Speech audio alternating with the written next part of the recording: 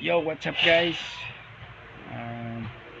Bali, nag-apply ako ng mga trabaho. Grabe, mga bigat ng qualification. Grabe. Mag-ano ka lang ng tinda with pleasing personality. Personality lang meron ako, wala akong pleasing. Grabe naman. Bachelor degree pa.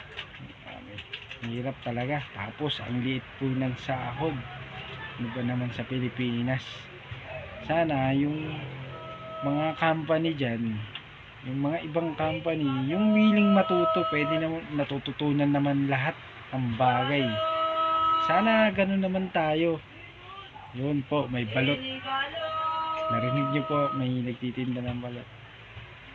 Sana ano naman tayo, yung mga company dyan, panawangan ko po, medyo babaan nyo po yung standard nyo kasi ang liit po ng pasahod nyo.